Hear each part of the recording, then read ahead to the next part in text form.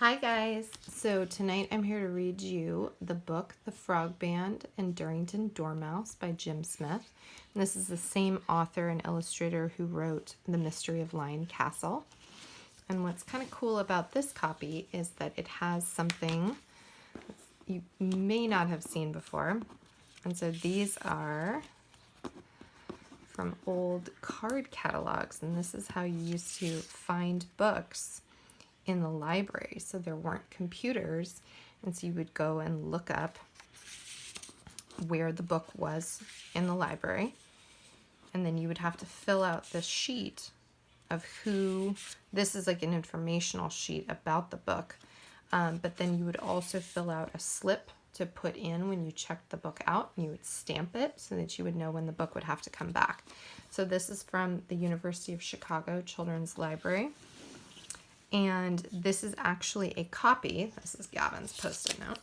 But this is a copy that came directly from the publishers for review. So they sent this out to people to look at it.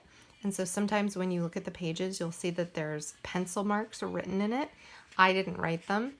It's somebody who was reviewing this book in 1978. So before I was born.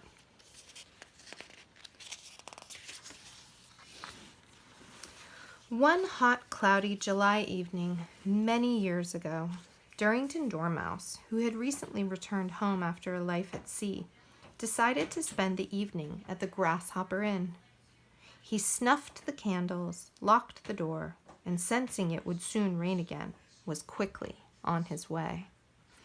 So snuffing candles, so back before there were electric lights, if you were burning a candle so you could see, to snuff it, you would put this little like contraption that kind of looked like a little cup over the top of the burning candle, and it would go tss, and it would put the flame out. So there's the Grasshopper Inn. And look at this. So this is a way that like wealthy people or like really fancy people used to travel. So look, there's no horses carrying this carriage. People would actually pick it up from the front and the back and carry you from place to place. Just as Durrington was beginning to enjoy the companionship at the inn, the door burst open and in from the rain rushed a gang of sailors led by a huge bulldog. "Hello, my hearties, who's for the King's Navy?" So the King's Navy tells me something about this story, right? They're not in America. They're not in our country, the United States. They're in England, right? So this bulldog is coming to recruit people for the Navy. When Durrington heard these words, he knew the sailors were a press gang who kidnapped innocent victims and forced them to serve in the Navy. Durrington had no wish to go to sea again, so he ran down the cellar stairs, grabbed a gun that was hanging on the wall, and hid behind a barrel. So press gangs used to force people to join the Navy, so it wasn't a choice. They would go into like inns and pubs and places in the countryside, and they would basically make people come and serve on these ships. So look, can you see Durrington? He's hiding, and the bulldog is looking for him. The bulldog came down the stairs after him with a lantern and searched the cellar, muttering to himself as he failed to discover the missing dormouse. Durrington thought the way was clear and tried to make his escape out of the cellar, but the bulldog saw him and gave chase. So that means if gave chase, it means he's running after him. Oh. What does the bulldog look like to you? Do you think he's sleepy? Do you think he's tired? Do you think he's angry? I think he's tired. Oh, where's Durrington? He's hiding. He's underneath the log. After what seemed hours, Durrington stopped running and listened. He could no longer hear any sounds of pursuit behind him, which is like chasing. By now the storm had worsened. Thunder and lightning filled the skies. I had better find some shelter till morning, he panted. Panting is like, right, like heavy breathing, like a dog does. During a flash of lightning, he spied a dark opening between some bushes, and crawling in, he found himself in a cave. It was very dark, but at least it was dry. Durrington almost jumped out of his fur when a croaky voice behind him said, "All right, my son, 'tis only me, Mad Maud the Toad. I'll not harm ye. You look tired. Have a drink of this." By the light of her candle, he saw a warty hand holding out a pewter mug, bubbling over with hot liquid. "Go on, drink it up. It'll give you a good night's rest." Would you drink that? I definitely would not. Pewter is a type of metal, and it used to be used to make cups out of. Boom, boom, boom. "What is that noise?" said Durrington as he slowly came awake. Daylight glimmered through an opening. "It's time I make a move. That old gal was right. I did have a good sleep. Shiver my timbers, I'm a mite stiff this morning." Look, do you notice anything about his clothing? Look carefully and kind of compare the pages. Look at him here and look at him here. What has happened to his clothes and his hat?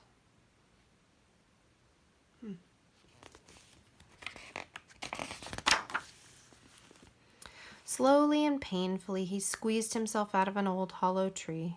With one last push, he tumbled out at the feet of a cheerful frog band, banging a drum. Boom, boom.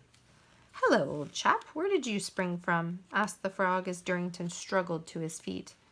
Durrington looked at the crowd of curiously dressed frogs staring at him, realizing he still had his gun, which was now strangely rusty. He waved it in the air. "One move and I'll blow you all to kingdom come," he warned. The frogs dropped their instruments and looked at the dormouse in surprise. Johann S. Frog gave a little cough and spoke first. "May I introduce myself and my companions? We are the famous frog band, and I am the leader, Johann S. Frog. Surely you must have heard of us." "Never heard of ye, as long as you had nothing to do with the press gang from last night." "Last night? What are you talking about?" said the bewildered Johann. "We only arrived here this morning, and I'm giving the lads a practice before our concert tomorrow." Durrington was very puzzled. His best suit had lost all its buttons and was full of holes. And who were these strange-looking frogs? Was he dreaming? "I don't know anything about a concert, but something very peculiar is going on around here, and I'd like to know what it is." He looked again at the frogs. They seemed harmless enough, and the smell of soup cooking made Durrington realize how hungry he was. "All right, lads, relax. But no tricks. I'm so hungry I feel as though I haven't eaten for 100 years. Shorty Frog brought him a bowl of delicious soup and some bread, and when Durrington had finished every morsel, he began to tell the frogs of his adventures. "Press gangs?" asked Johann. "There haven't been press gangs for over 100 years. I'm seeing a connection. Durrington's saying, "I feel like I haven't I haven't eaten for 100 years. And the frogs are telling him that there haven't been press gangs in England for 100 years. Look at his clothes, full of holes, his hat's all tattered, the gun that he's carrying is rusty. Something has happened." Durrington was very upset at this, and as he had no idea what Johann was talking about. All he wanted to do was get back home. Johann ordered the frogs to load their instruments onto their lorry and take Durrington home.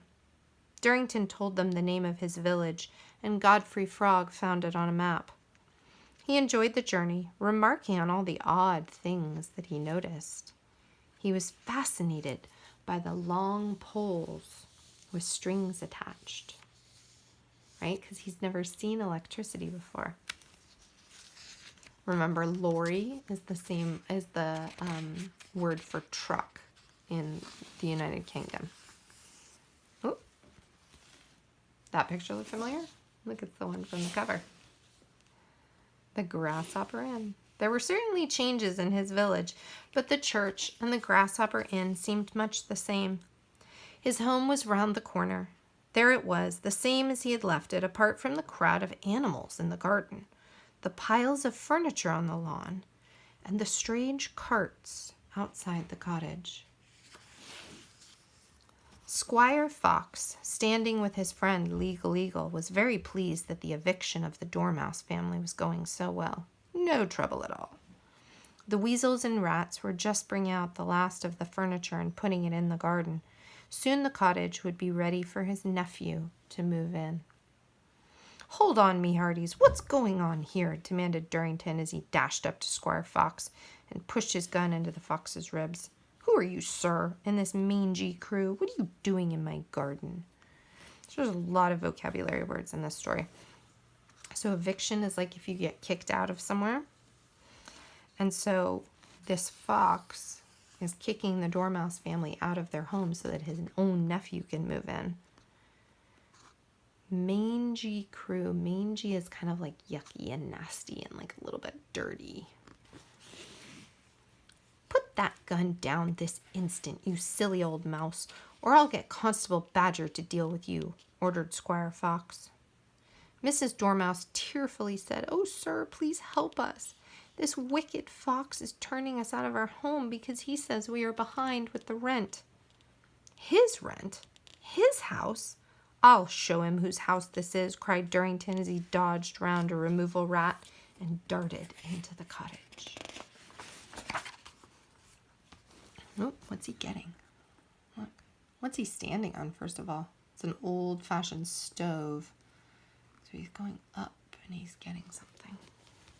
Moments later, he appeared covered in soot and holding a black box. "Just you look here, my fine fellow," Durrington shouted, and opening the box, he waved a piece of yellow parchment at Squire Fox. Parchment is a type of paper. "Here it is, all shipshape and Bristol fashion. This house belongs to Durrington Dormouse. That's me, or my heirs. So what do you think of that, Mr. Clever Fox?" So heirs mean people who are his family, or people that he leaves the property to. Legal Eagle shuffled some papers and said, I say. But Squire Fox made a grab at the box. Snatching it from Durrington, he rushed down the path, shouting to Legal Eagle to follow him. He leapt into his car, and with a grinding of gears, he was off. Legal Eagle just managed to flap into the dicky seat as they tore down the road in a cloud of dust. So really old-fashioned cars, some of them had this little seat in the back, and it's like a little flap. So imagine if Legal Eagle wasn't right here. This would close, and it would just look like the back of the car. But if you wanted to, you could open that, and it was called a dicky seat. Doesn't seem like a very safe place to sit. Durrington, the Frog Band, and Mrs. Dormouse, and all the other animals stood with mouths open, too surprised to move. Johann was the first to recover. "Come on, lads, after them!" Durrington and the frogs dashed to the lorry, and Shorty cranked the starting handle. So that tells you how old this the setting of this story is. So when you had very, very old-fashioned cars, you actually had a handle on the front, and you had to turn the handle to start the car. In a cloud of smoke, the lorry set off with the angry frogs and Durrington shouting, "Quickly catch them! My life savings are in that box." Slowly, the lorry began to close the gap with Squire Fox, which means they're getting closer and closer and closer to Squire Fox. "Oh no!" the squire yelled as he saw the level crossing gates ahead about to be closed. So a train is coming, right? So these crossing gates are about to close. But at the sight of the car bearing down on him, the crossing keeper leapt out of the way, leaving just enough room for Squire Fox to squeeze his car through. So look, you can see on this page, there's Squire Fox and Legal Eagle. They've made it across the train tracks. and Durrington and the Frog Band are stuck on the other side while the train is crossing. "That will fix them," said the squire gleefully as he looked over his shoulder to see the lorry held up by the closed gates. No sooner were the words spoken than there was an enormous splash as he drove the car straight into the river. With a hiss of steam, the car came to a halt right in the middle, and with a loud crash, the dicky seat collapsed on Legal Eagle. By now the crossing gates had opened, and to his horror, Squire Fox saw the Frog Band and Durrington approaching fast. Leaving his trapped friend, the squire made his rapid escape across the river. So look, he leaves Legal Eagle in the car and he escapes. The others drew up and tumbled out of the lorry. "After him, lads," yelled Durrington at the sight of Squire Fox scrambling up the far bank. "Look for my box." And to his relief, a frog found the precious box still in the squire's abandoned car. So a bank of a river is kind of like the part where the land meets the water. So this is the river bank. So the far side of the bank is the opposite of the one that you're standing on. Durrington called off the search for Squire Fox when the sky began to darken. He and Johann and the Frog Band and even Legal Eagle trooped back to a delighted Mrs. Dormouse, who gave a party to celebrate. Meanwhile, poor Squire Fox was exhausted. He had run until he could no longer hear the sounds of the frogs behind him. It was becoming very dark, and lightning was flickering all around him. "I had better find some shelter," he thought. Large drops of rain began to fall. Looking around him, he saw a dark opening between some bushes, and he crawled inside.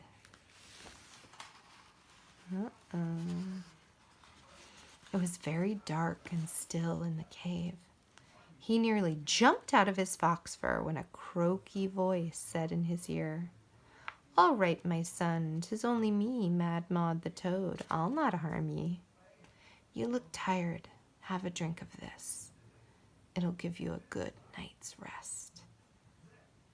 He saw by the light of her candle an old toad lady holding out to him a pewter mug. Frightened, he drank the bubbling liquid. The end. So what do you think happens to Squire Fox? Do you think he also travels forward in time 100 years like Durrington did? I love this story so much. So this book, so if you look here, right here, this is where you can find the information about where the book was printed and when the book was printed. Text and illustrations, copyright 1977 by Jim Smith. So 1977 is actually when my husband was born. So I can count up from 77 to when I was born. So 77, 78, 79, 80, 81. So this book was published 4 years before I was born. And so I grew up listening to this story a lot, and I absolutely love it. It makes me so happy to listen to this. So thank you for sitting with me. This was kind of a longer one. It actually wasn't as long as I thought it would be. There's a lot of really good vocabulary words in here. If there were ones that I didn't stop and talk about and you're not sure what the word means, you can ask your parents, or you could send me a message on Google Classroom and I will answer it for you, right? If you want to know, what does that word mean again? Or what are press gangs again? Send me a message and I will answer. Okay, bye guys. I miss you.